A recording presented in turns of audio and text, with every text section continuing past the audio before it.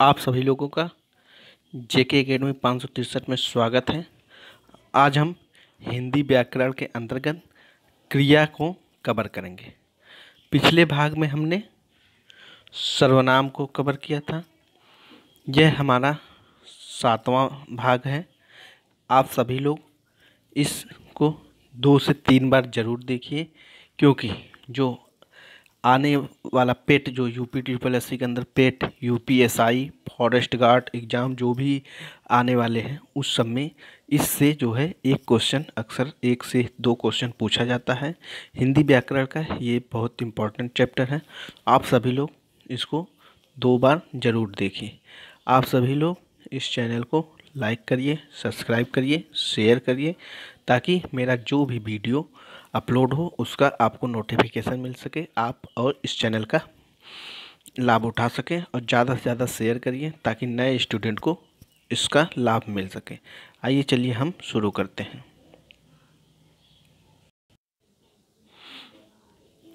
क्रिया। क्रिया की परिभाषा क्या है? जिस शब्द के द्वारा किसी कार्य के करने या होने का बोध होता है उसे हम क्रिया कहते हैं।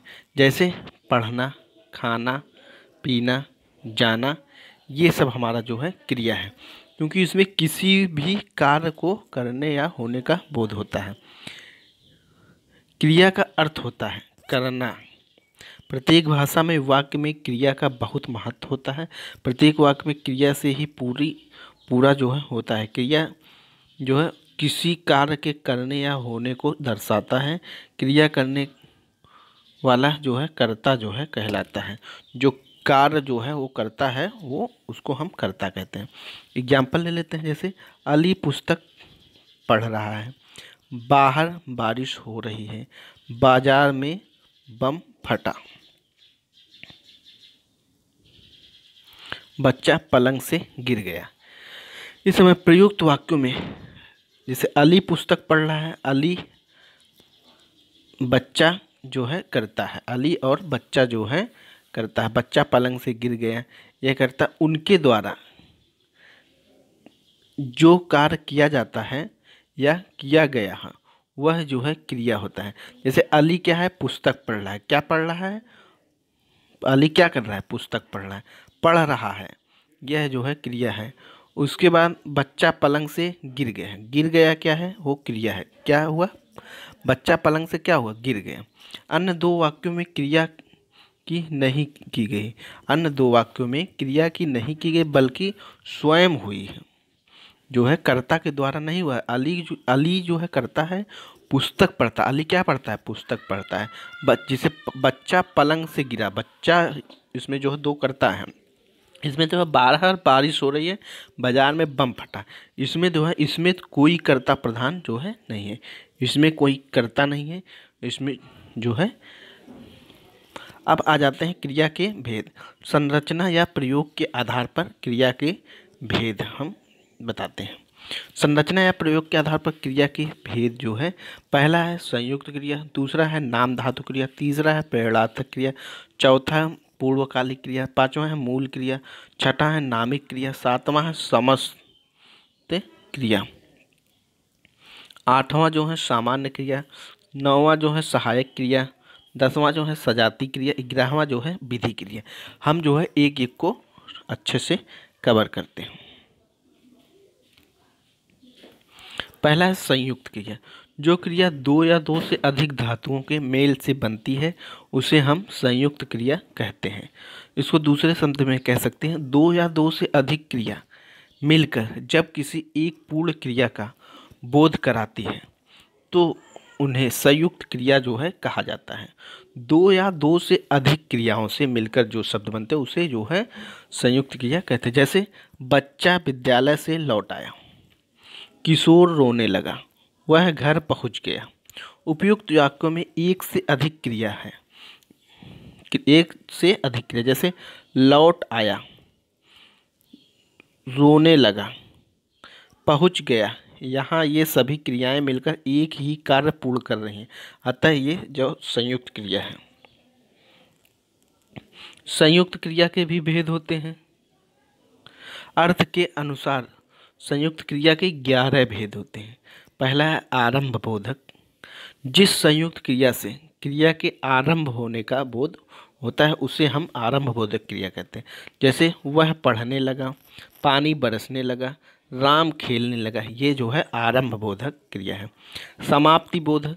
जिस संयुक्त क्रिया से मुख्य क्रिया का पूर्णतः व्यापारिक एवं समाप्ति का बोध होता है उसे हम समाप्त क्रिया कहते हैं। जैसे वह खा चुका है, वह पढ़ चुका है, मतलब समाप्त हो चुका है। धातु के आगे चुकाना जोड़ना जो है समाप्ति बोधक का क्रिया बनाती है। इसके बाद आते हैं अवकाश बोधक क्रिया। जिस क्रिया को निष्पन्न करने के लिए अवकाश का बोध हो वह अवकाश बोधक संयुक्त क्रिया कहलाती है। जैसे वह मुश्किल में सोने पाया, जाने न पाया। अनुमति बोधक क्रिया। जिससे कार्य करने की अनुमति दिए जाने का बोध हो, जिससे जो है कार्य करने की अनुमति दिए जाने का बोध हो उसे हम अनुमति बोधक क्रिया जो संयुक्त क्रिया कहते हैं। जैसे मुझे जाने दो, मुझे बोलने दो, यह क्रिया देना धातु के योग से बना है। उसके बाद आता है नित्याबोधक क्रिया। जिससे कार्य का नित्यता उसके बंद न होने का अभाव प्रकट हो वह नित्यता बोधक संयुक्त क्रिया जो है कहलाती है। जैसे हवा चल रही है, पेड़ बढ़ता गया, तोता पढ़ता रहा। मुख्य क्रिया में आगे जाना, रहना, जोड़ना नित्य संयुक्त क्रिया जो है बनाती है। आवश्यकता बोधक जो है संयुक्त क्रिया। जिससे कार्य की आवश्यकता एवं कर्तव्य का बोध होता है वह जो है आवश्यकता बोधक संयुक्त क्रिया के। जैसे यह काम मुझे करना पड़ता है, तुम्हें यह काम करना चाहिए। साधारण क्रिया के साथ पढ़ना होना चाहिए क्रिया को जोड़ने से आवश्यकता बोधक संयुक्त क्रिया जो है बनती है। निश्चय बोधक क्रिया। जिस संयुक्त क्रिया से मुख्य क्रिया के व्यापार की निश्चितता का बोध हो उसे हम निश्चय बोधक संयुक्त क्रिया जो है कहते हैं। जैसे वह बीच ही में बोल उठा, उसने कहा मैं मार बैठूंगा, वह गिर पड़ा, अब दे ही डालो। इस प्रकार की क्रियाओं में पूर्णतः एवं निश्चितता का वर्तमान है। इच्छा बोधक। इससे क्रिया करने की इच्छा प्रकट होती है। जैसे वह घर आना चाहता है, प्रकट कर रहा है। मैं खाना चाहता हूँ, क्रिया के साधारण रूप में चाहना, जोड़ने की इच्छा को संयुक्त क्रिया जो है बनाती है। अभ्यास बोधक क्रिया। इससे क्रिया के करने के अभ्यास का बोध होता है। सामान्य भूतकाल की क्रिया में करना क्रिया लगाने से अभ्यास बोधक संयुक्त क्रियाएं जो हैं बनाई जा सकती हैं। जैसे यह पढ़ा करता है, तुम लिखा करते हो, मैं खेलता हूँ। उसके बाद शक्ति बोधक क्रिया। इससे कार्य करने की शक्ति का बोध होता है। जैसे मैं चल सकता हूँ, शक्ति का बोध आता है। वह बोल सकता है, मतलब उसमें शक्ति, इसमें सकना जो है क्रिया का जोड़ती है। 11वां का है पुनरुक्त संयुक्त क्रिया। जब दो समानार्थक अथवा समान ध्वनि वाली क्रियाओं का संयोग होता है उन्हें हम पुनरुक्त संयुक्त क्रिया कहते हैं। जैसे वह पढ़ा लिखा रहता है, वह यहाँ प्रातः आया जाया करता है। जिससे इसमें जो है समानार्थक और समान ध्वनि वाले क्रियाएं होते। पड़ोसियों के बराबर मिलते जुलते रहो। ये जो हमारा हो गया संयुक्त क्रिया के 11 भेद। अब आते हैं दूसरा नाम धातु क्रिया। संज्ञा अथवा विशेषण के साथ क्रिया जोड़ने से जो संयुक्त क्रिया बनती है उसे हम नाम धातु क्रिया कहते हैं। जैसे लुटेरों से जमीन हथिया ली, हमें गरीबों को अपनाना चाहिए, उपयुक्त वाक्यों में हथियाना एवं अपनाना क्रिया है और ये हाथ संज्ञा, हाथ जो है संज्ञा और अपना जो है सर्वनाम से बना है, अतः यह नाम धातु क्रिया जो है। इस प्रकार जैसे जो क्रिया संज्ञा सर्वनाम विशेषण और अनुकरणीय शब्दों से बनती है वह जो है नाम धातु क्रिया कहलाती है। संज्ञा सर्वनाम विशेषण और अनुकरणीय शब्दों से निर्मित कुछ नाम धातु क्रियाएं जो हैं इस प्रकार जो है तालिका में दिए गए हैं। जैसे संज्ञा शब्द से नाम धातु बनाना है, शर्म से शर्माना, लोभ से लुभाना, बात से बतियाना, झूठ से झुठलाना, लात से लतियाना, दुख से दुखाना। उसके बाद ये संज्ञा से हो गया। अब सर्वनाम से नाम धातु बनाना, अपना से अपनाना हो गया, ये हो गया सर्वनाम से। अब हम आते हैं विशेषण शब्द से नाम धातु बनाना, साठ से सठियाना, तोतला से तुतलाना, नरम से नरमाना, गरम से गरमाना, लज्जा से लज्जाना, लालच से ललचाना, फिल्म से फिल्माना। अब उसके बाद आते हैं अनुकरणीय शब्द से नाम धातु क्रिया बनाना से, थप थप से थपथपाना, थर थर से थरथराना, कप कप से कपकपाना। ये हमारा जो है नाम धातु क्रिया हो गया है। अनुकरणीय शब्द से और नाम धातु क्रिया और है टन टन से टनटनाना, बड़ा से बड़बड़ से बड़बड़ाना, खटखट से खटखटाना, घर घर से घर घराना। ये सब हमारे नाम धातु क्रिया हो गए संज्ञा सर्वनाम विशेषण और अनुकरणीय शब्द से बना हुआ। तीसरा हमारा है प्रेरणार्थक क्रिया।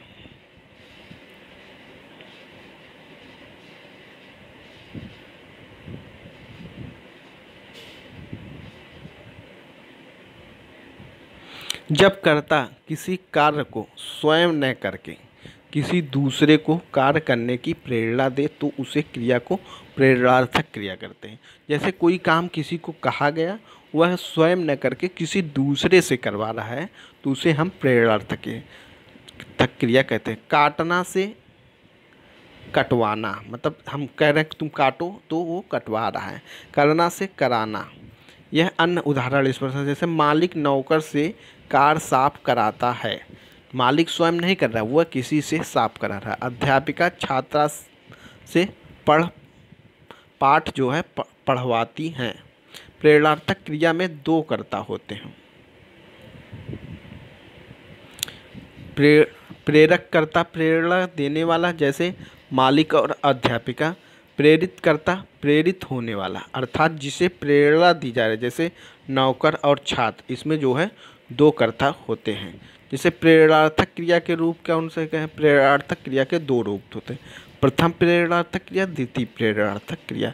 प्रथम प्रेरणार्थक क्रिया में क्या कह रहा है, माँ परिवार के लिए भोजन बनाती है, जोकर सर्कस में खेल दिखाता है, प्रथम प्रेरणार्थक क्रिया है। रानी जो है अनिमेष को खाना खिलाती है, नौकरानी बच्चे को झूला झुलाती है। इस वाक्यों में कर्ता प्रेरक बनकर प्रेरणा देता है, अतः प्रथम प्रेरणार्थक क्रिया के उदाहरण है। दूसरा क्या है, द्वितीय प्रेरणार्थक क्रिया।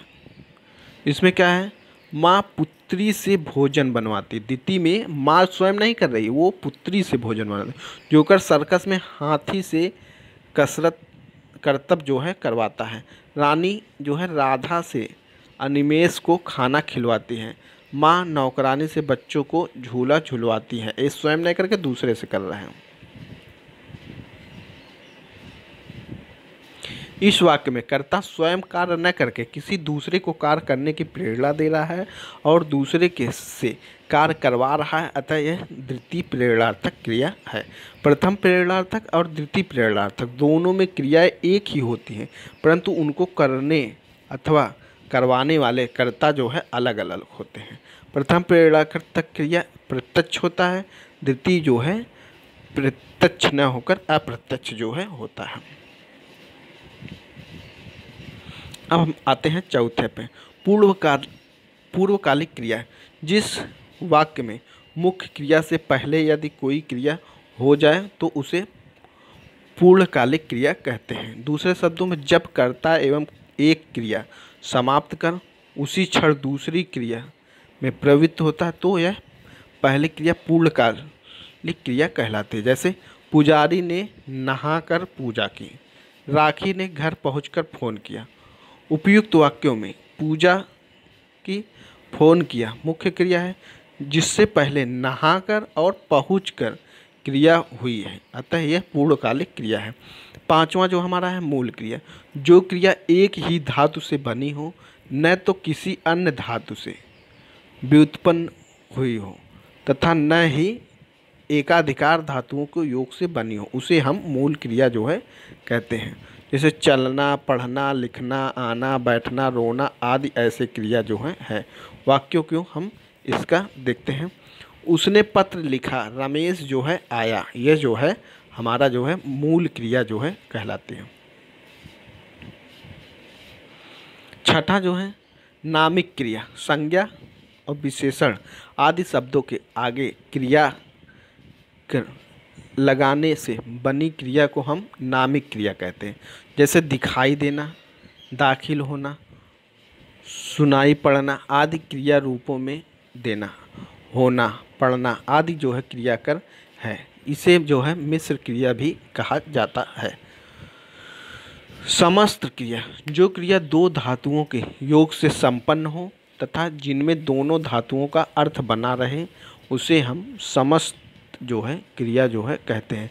जैसे खेल कूद, उठ बैठ, चल फिर, मार पीट, कह सुन आदि ऐसे क्रिया को हम समस्त क्रिया जो है कहते हैं। सामान्य क्रिया, जब किसी वाक्य में एक ही क्रिया का प्रयोग हुआ हो उसे हम सामान्य क्रिया जो है कहते हैं। जैसे लड़का पढ़ता है, इसमें जो है सामान्य क्रिया एक ही हो। उसका नौवां है सहायक क्रिया, मूल क्रिया के साथ प्रयुक्त होने वाली क्रिया को हम सहायक क्रिया दें। जैसे वह फिसला, वह फिसल गया, वह फिसल गया है, सहायक क्रिया का है। सजाती क्रिया, जब कुछ अकर्मक और सकर्मक क्रियाओं के साथ उनके धातु की बनी भाववाचक संज्ञा के प्रयोग को ही सजाती क्रिया जो है हम कहते हैं। जैसे भारत ने लड़ाई लड़ी, हमने खाना खाया, वह अच्छी लिखाई लिख रहा है। इसमें सकर्मक और अकर्मक क्रियाओं के साथ उसके धातु से बनी जो है होती है। भारत ने लड़ाई लड़ा, सकर्मक और अकर्मक दो सकर्मक है। हमने खाना खाया, वह अच्छी लड़ाई लिख रहा है, अच्छी जो है लिखाई जो है लिख रहा है। 11वां है विधि क्रिया, जिस क्रिया से किसी प्रकार की आज्ञा का पता चले उसे हम विधि क्रिया। जैसे यहाँ चले जाओ, आज्ञा का होता है। आप काम करते रहिए, ये भी आज्ञा दे रहे हैं। पहला होगा। उसके बाद होता है कर्म के आधार पर क्रिया के भेद। कर्म के दृष्टि से क्रिया के निम्नलिखित दो भेद होते हैं। कौन कौन? सकर्मक क्रिया, अकर्मक क्रिया। पहला है सकर्मक क्रिया, वाक्य की जिस क्रिया के साथ कर्म भी हो तो उसे हम सकर्मक क्रिया कहते हैं। कर्म भी हो, जैसे अध्यापिका पुस्तक पढ़ रही है, माली ने पानी से पौधे को सींचा। उपयुक्त वाक्यों में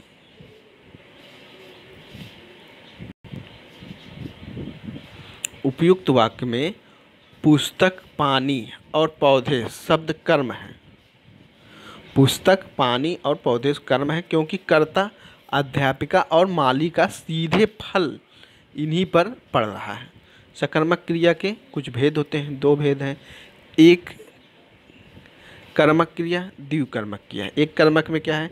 जिस सकर्मक क्रियाओं में केवल एक ही कर्म होता है उसे एकर्मक क्रिया कहते हैं। जैसे श्याम फिल्म देख रहा है, नौकरानी झाड़ू लगा रही है। इन उदाहरणों में फिल्म और झाड़ू जो है कर्म है, देख रहा है और लगा रही है यह जो है हमारा क्रिया है। और द्विकर्मक क्रिया में द्विकर्मक अथवा दो कर्म से युक्त हो। जिन सकर्मक क्रियाओं में एक साथ दो कर्म होते हैं उसे द्विकर्मक क्रिया है। जैसे कभी कभी वाक्य में दो कर्म होते हैं, ऐसे गौण कर्म और दूसरे मुख्य कर्म होते हैं। जैसे गौण कर्म क्या है? यह क्रिया से दूर होता है, प्राणीवाचक होता है और अभिव्यक्ति सहित होता है। मुख्य क्रिया, यह क्रिया के पास होता है, अप्राणीवाचक होता है। जैसे श्याम अपने भाई के साथ फिल्म देख रहा है। नौकरानी फिनाइल से पोछा जो है लगाती है। किससे लगाती है? फिनाइल से। इसमें श्याम अपने किसके साथ? भाई के साथ जो है फिल्म देख रहा है, लगा रही क्रिया हो, ये जो है क्रिया हो गया, ये जो है कर्म हो गया। इस प्रकार आते हैं हम आकर्मक क्रिया पे। वे क्रिया जिनको करने के लिए कर्म की आवश्यकता जो है नहीं होती है, उसे हम आकर्मक क्रिया कहते हैं। आकर्मक क्रिया का कर्म नहीं होता है, क्रिया का व्यापक और फल दूसरों पर न पड़कर कर्ता पर ही पड़ता है। उदाहरण के लिए श्याम सोता है, इसमें सोना जो है क्रिया जो है अकर्मक है। श्याम क्या है? सोता है, सोता। श्याम करता है, सोने की क्रिया उसी के द्वारा पूरी होती है, अतः सोने का फल भी उसी पर पड़ता, इसलिए सोना जो है क्रिया अकर्मक क्रिया है। कुछ अकर्मक क्रिया इस प्रकार होता है, जैसे तैरना, कूदना, सोना, उठना, ठहरना, उलझना, मरना, जीना, बरसना, रोना, चमकना आदि जो है ये अकर्मक क्रिया के उदाहरण हैं। सकर्मक और अकर्मक क्रिया की पहचान कैसे की जाती है? सकर्मक और अपकर्मक क्रियाओं की पहचान क्या, किसे या किसको आदि प्रश्न करने से होती है, यह कुछ उत्तर मिलेंगे। जैसे तो समझना चाहिए कि क्रिया सकर्मक है, यदि न मिले तो अकर्मक हो जाएगा। जैसे राम फल खाता है, इस प्रश्न पर कि राम क्या खाता है? राम जो है फल खाता है, अतः खाना क्रिया जो है सकर्मक है। सीता रोती है, सीमा जो है रोती, इसमें प्रश्न पूछा जाए कि क्या रोती है तो कुछ भी उत्तर नहीं मिलता, इसलिए यह जो है रोना जो है, इस वाक्य में रोना क्रिया जो है अकर्मक क्रिया हो जाएगा। इस प्रकार हमारा जो है क्रिया जो है कंप्लीट होता है। इसमें हम क्रिया को अच्छे से कवर किए हैं, क्योंकि क्रिया के दो भेद होते हैं, एक संरचना या प्रयोग के आधार पर, एक होता है दूसरा होता है कर्म के आधार पर। क्रिया के दो भेद होते हैं, इसमें हम डिटेल से कवर किया। आप सभी लोग इस वीडियो को 2 से 3 बार ज़रूर देखिए, ताकि इससे एक भी क्वेश्चन जो है गलत ना हो। पिछले क्लास में हमने जो है सर्वनाम को कवर किया था, इसमें जो है क्रिया को कवर किए हैं। अब नेक्स्ट पार्ट में हम क्रिया का ही जितने भी क्वेश्चन विभिन्न परीक्षाओं में पूछे गए हैं उसको हम लेकर आएंगे। इसको 2 से 3 बार अगर देखते हैं तो उसके बाद ही आपको समझ में आएगा जो हमारा अगला वीडियो होगा, क्योंकि इससे से सारे क्वेश्चन जो हैं बनेंगे क्रिया से। आप सभी लोग इस वीडियो को ज़्यादा से ज़्यादा शेयर करिए, ताकि और भी स्टूडेंट इससे जुड़ सकें और उनको भी इसका लाभ मिल सके। आप सभी लोगों का वीडियो देखने के लिए बहुत बहुत धन्यवाद।